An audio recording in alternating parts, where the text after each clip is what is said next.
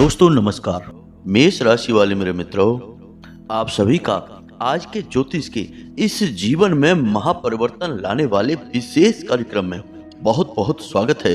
हृदय से अभिनंदन है। माता रानी आपकी हर एक मनोकामना पूरी करें और आपके हर एक कष्ट को इसी क्षण समाप्त करें, ऐसी हम माई से कामना करते हैं। दोस्तों, इस शिवरात्रि भोले बाबा ने आपकी अर्जी सुन ली है और आपके नसीब में लिख दिया है यह एक बहुत बड़ा चमत्कार। जी हाँ दोस्तों, इस शिवरात्रि के बाद आपके जीवन में आने वाला है एक बहुत बड़ा महापरिवर्तन और यह महापरिवर्तन भोले बाबा के आशीर्वाद से आने वाला है।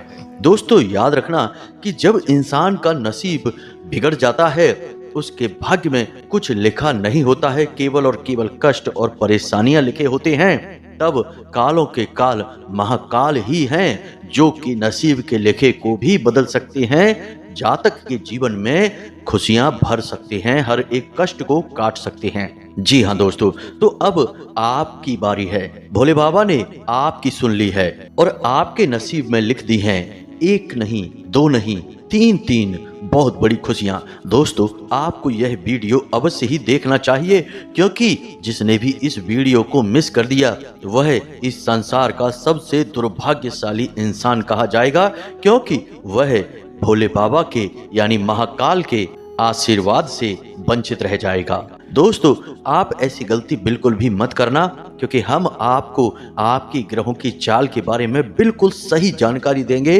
इसे भोले बाबा का चमत्कार ही कहेंगे, उनका आशीर्वाद ही कहेंगे कि अब आपकी राशि में बन गया है एक बेहद चमत्कारी योग। आपको इस योग की जानकारी होना बहुत आवश्यक है। इसी के साथ साथ आपको अद्भुत उपाय भी बताएंगे ताकि आप इस महायोग का, जो कि भोले बाबा का आशीर्वाद है और उनकी कृपा से बना है, आप इसका पूरा लाभ ले पाएंगे और अपने जीवन में खुशियां ही खुशियां भर पाएंगे। जी हाँ दोस्तों, हम आपको बता दें कि आपकी जिंदगी में एक बहुत ही सुनहरा अवसर आने वाला है। एकमात्र ऐसा मौका आपको मिलने जा रहा है जिसे आप ईश्वर का आशीर्वाद मान सकते हैं, जिस मौके में इतनी ताकत है कि यह आपकी जिंदगी को पूरी तरह से बदल कर रख देगा। जी हाँ दोस्तों, दुनिया की हर एक खुशी आपके कदमों में आने वाली है और ना केवल खुशियां बल्कि आपके शत्रु, आपके छुपे हुए दुश्मन, आपके अपनों में ही छुपे हुए शत्रु आपके सामने घुटनों पर बैठ जाएंगे और आपके सामने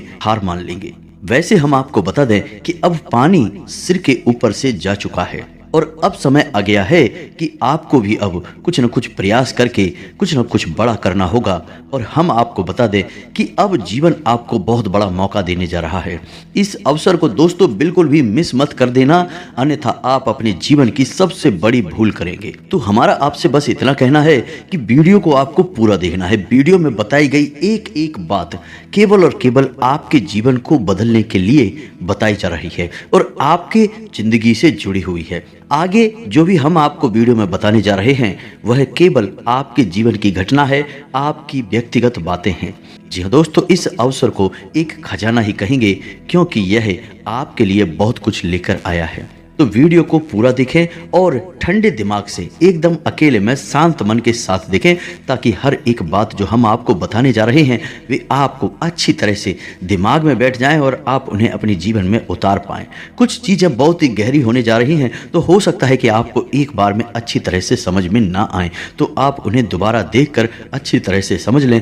और कुछ जगहों पर आपको कॉपी और पेन की आवश्यकता भी रहेगी दोस्तों, क्योंकि हम आपको कुछ ऐसी गुप्त और रहस्यमयी बातें बताएं जिन्हें लोग पैसे लेकर दूसरों को बताते हैं। हम आपको केवल जन कल्याण के लिए बता रहे हैं, आपके उद्धार के लिए बता रहे हैं। तो उन गुप्त बातों को, उन गुप्त रहस्यों और मंत्रों को नोट करने के लिए कॉपी पेन भी तैयार करके बैठे दोस्तों। तो चलिए आज की इस महत्वपूर्ण ज्ञानवर्धक वीडियो की शुरुआत करें, लेकिन इससे पहले आपसे एक निवेदन है कि कमेंट में पूरे भक्ति भाव के साथ माई को पूरे दिल से याद करते हुए जय माँ भद्रकाली कृपा करो एक बार नहीं 3 बार लिखना दोस्तों।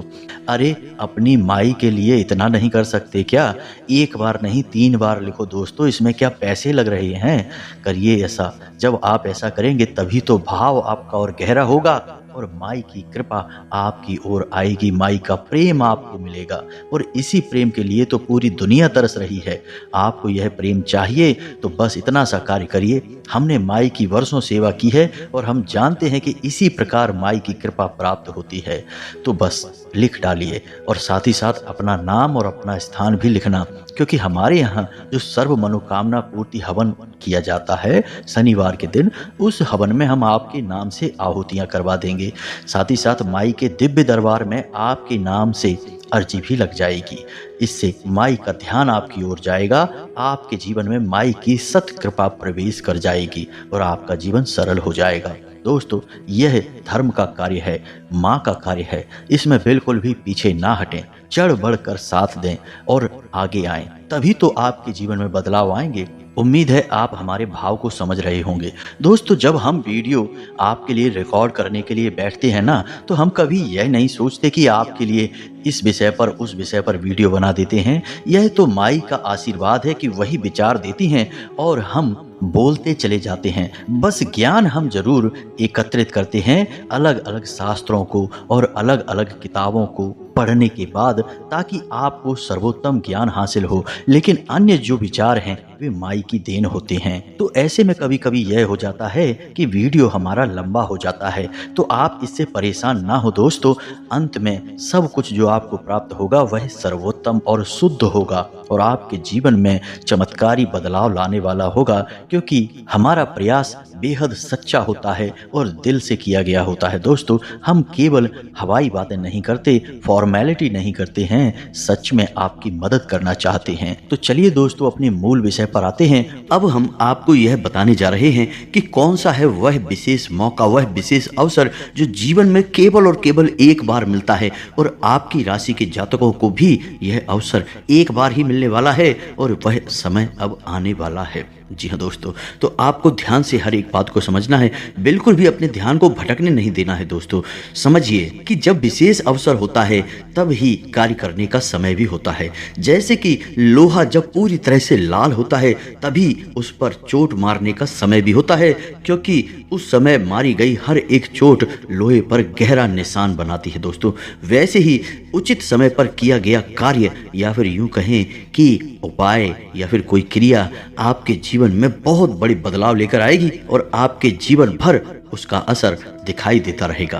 तो ऐसे समय को कभी भी गंवाना नहीं चाहिए। तो कौन सा है वह समय, यह हम आपको बताने जा रहे हैं। साथ ही साथ आपको इस समय का पूरा लाभ लेने के लिए क्या क्या करना चाहिए, इन सब बातों के बारे में भी आपको पूरे विस्तार के साथ बताएंगे।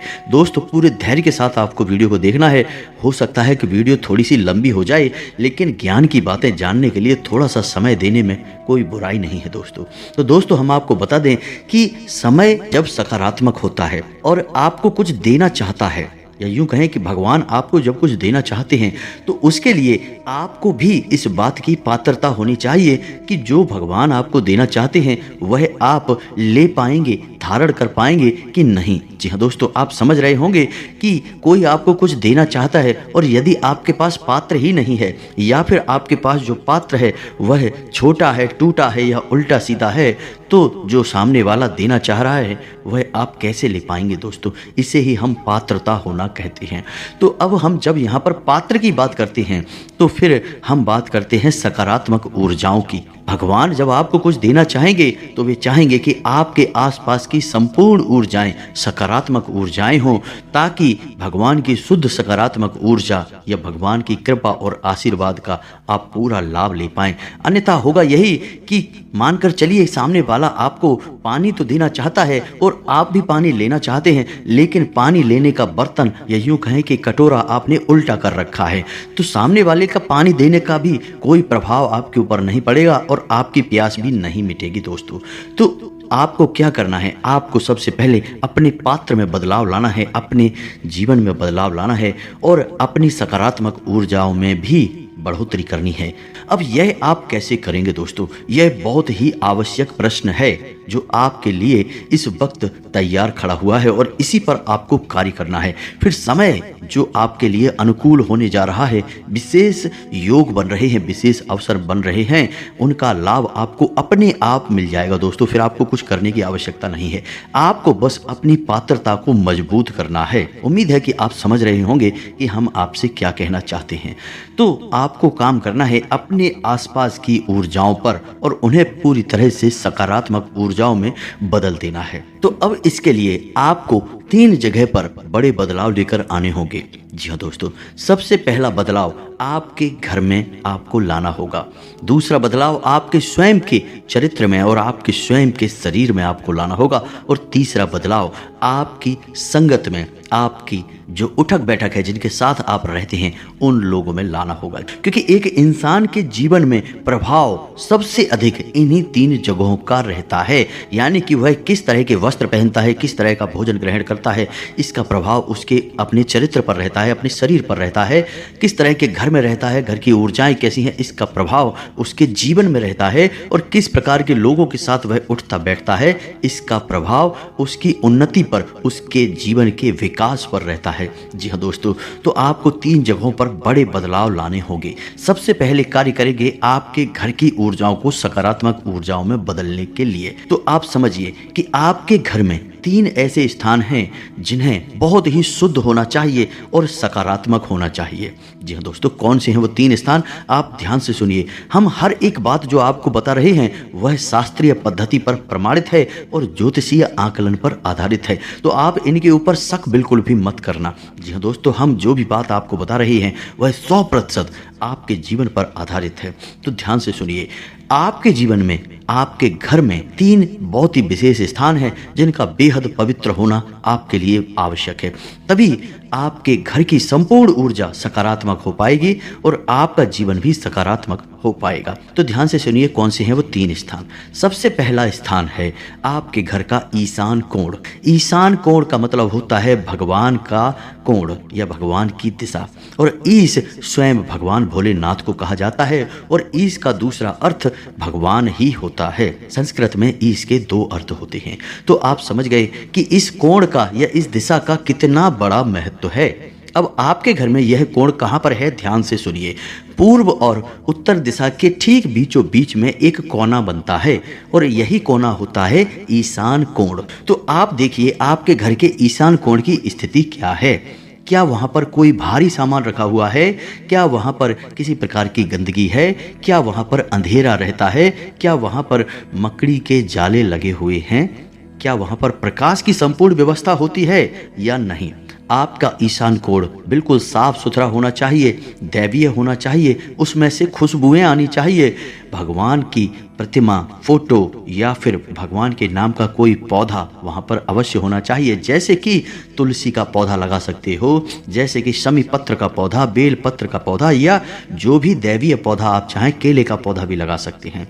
तो भगवान के नाम का वहाँ पर कोई ना कोई प्रतीक अवश्य होना चाहिए। वह भगवान का ही कोना है दोस्तों। भूल कर भी वहाँ गंदगी ना होने दें, भूल कर भी वहाँ मकड़ी के जाले ना लगने दें और वहाँ पर प्रकाश की पूर्ण व्यवस्था होनी चाहिए। अब किसी व्यक्ति का वहाँ पर कोई कमरा हो गया तो वह क्या करेगा, वहाँ प्रकाश कैसे होगा? तो वहाँ से सूर्य का प्रकाश तो नहीं आ सकता, लेकिन आप वहाँ पर एक तेज रोशनी वाला बल्ब तो लगा ही सकते हैं दोस्तों। और ईशान कोण वाले कमरे में ही अपना पूजा घर बना लें, वह सबसे उत्तम निर्णय होगा दोस्तों। जीवन में कभी भी आप विपत्ति के शिकार नहीं होंगे, हम गारंटी देते हैं आपको। बस ईशान कोण की रक्षा करनी है आपको। दुष्ट आत्माएं, नकारात्मक शक्तियां आपको ऐसी मानसिकता देंगी कि आपका ईशान कोण दूषित हो जाएगा, क्योंकि यहीं से तो उनका आपके घर में प्रवेश करने का रास्ता बनेगा दोस्तों। तो आप समझिए ईशान कोण का महत्व बहुत अधिक है। तो उम्मीद है आप समझ गए होंगे कि ईशान कोण कितना शक्तिशाली है। अब बात करते हैं ब्रह्म स्थान की। जी हाँ दोस्तों, यह दूसरा सबसे महत्वपूर्ण स्थान है। दोस्तों आपको देखना है कि आपके घर के ब्रह्म स्थान में कोई गड्ढा तो नहीं है, आपके घर के ब्रह्म स्थान में कोई गंदगी तो नहीं है, कोई भारी सामान तो नहीं रखा हुआ है, पानी तो नहीं भरा रहता है, या फिर जूते चप्पल वगैरह तो नहीं उतरे रहते हैं, या किसी भी अन्य प्रकार की गंदगी या किसी भी अन्य प्रकार का टूटा फटा सामान, यानी कि जिसे हम त्याग देते हैं, वैसा कोई सामान तो नहीं पड़ा रहता है। ऐसी कोई भी चीज़ आपके घर के ब्रह्म स्थान में नहीं होनी चाहिए। आपके घर का ब्रह्म स्थान भी खाली होना चाहिए। पुराने जमाने में जब लोग घर बनवाते थे तो घर के आंगन को विशेष तौर पर केंद्र में बनवाते थे और बड़ा बनवाते थे और उसे हमेशा खाली रखते थे। केवल एक चीज घर के आंगन में सबसे ज्यादा शक्तिशाली होती है, ऊर्जावान होती है, वह है तुलसी का पौधा, जो घर के ब्रह्मस्थान में ठीक बीचों बीच में होना चाहिए। यह आपके घर का केंद्र है और नाम से ही आप समझिए दोस्तों, यह ब्रह्म का स्थान है, यह स्वयं भगवान का स्थान है। यानी कि आपके घर में दो स्थान ऐसे हो गए हैं जहां पर भगवान का वास होता है। तो आपका घर का ब्रह्म स्थान आप देखिए, वहां पर किसी भी प्रकार की गंदगी मत होने दीजिए और वहां पर प्रकाश की पूर्ण व्यवस्था होनी चाहिए।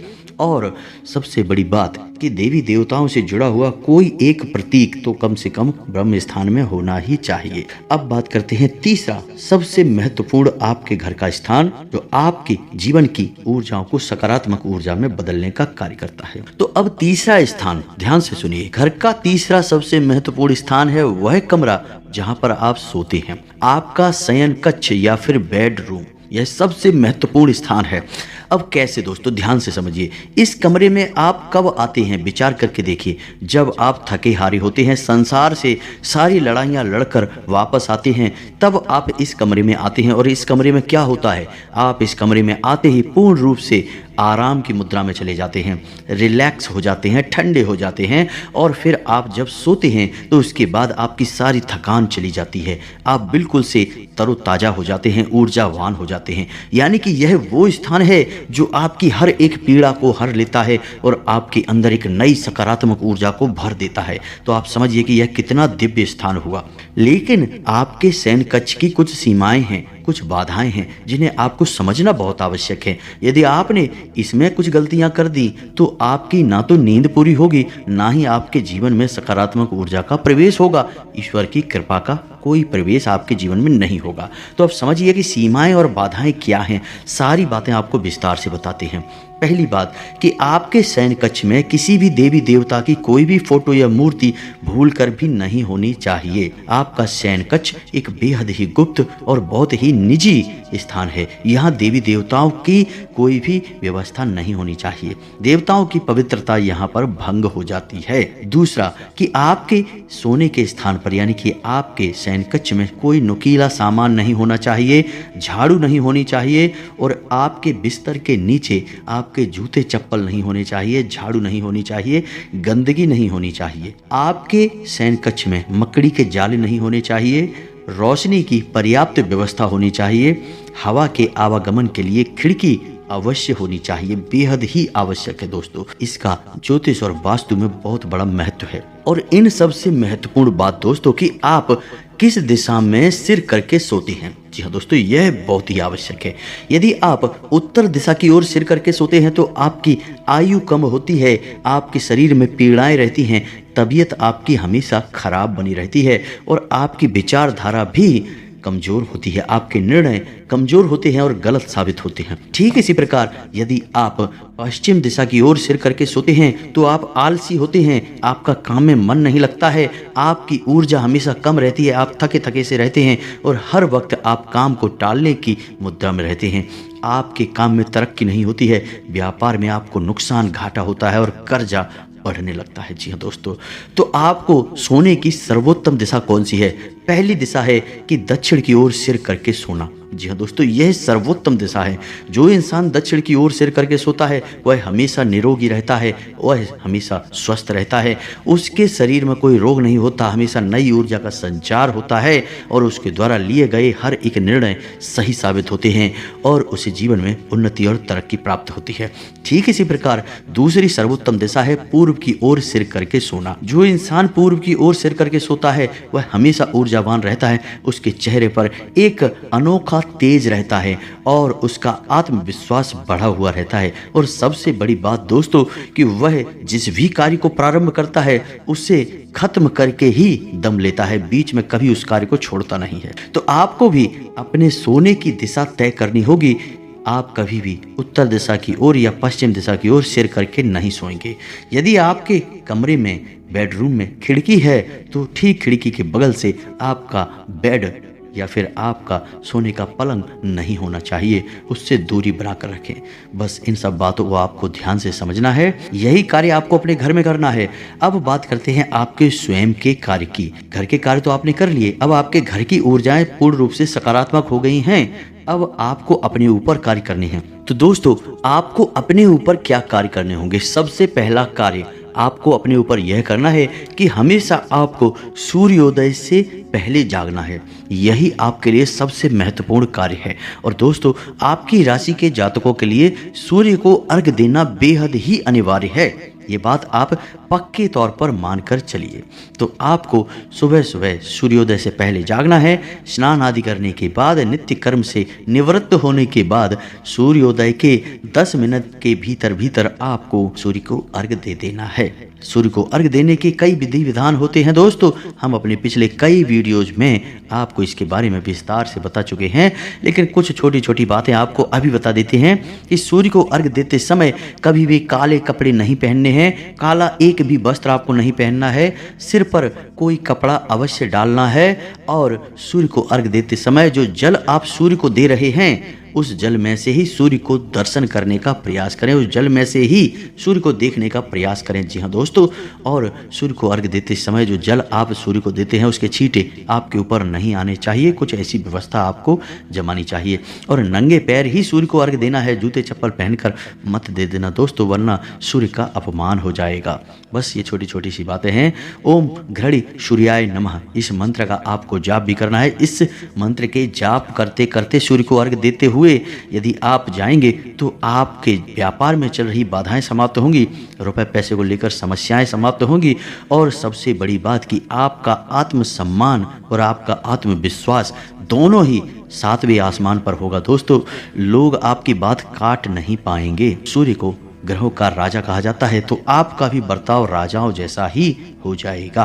तो यह तो सबसे महत्वपूर्ण कार्य है जो आपको अपने ऊपर करना है। दूसरा कि आपको जितना हो सके उतना सत्य का साथ देना है, गलती से भी झूठ नहीं बोलना है। झूठ आपको तभी बोलना है जब किसी का अहित हो रहा हो, यानी कि सत्य बोलने से किसी का अहित होता है तो थोड़ा सा झूठ बोलकर यदि आप किसी को बचा सकते हैं तो आप झूठ बोलें, अन्यथा बिल्कुल भी झूठ ना बोलें, झूठ की आवश्यकता नहीं है। तीसरा, आपको कोई भी ऐसा कार्य नहीं करना है जो अनैतिक है, गलत है, असामाजिक है। जैसे कि कोई व्यभिचार नहीं करना है, जुआ, शराब और वेश्यावृत्ति आदि कृत्यों से दूर रहना है। साथ ही साथ दोस्तों, आपको खान पान पर भी ध्यान देना होगा। किसी भी तरह का तामसिक भोजन आपको ग्रहण नहीं करना है, जैसे मांस, मदिरा और मसालेदार चीजें।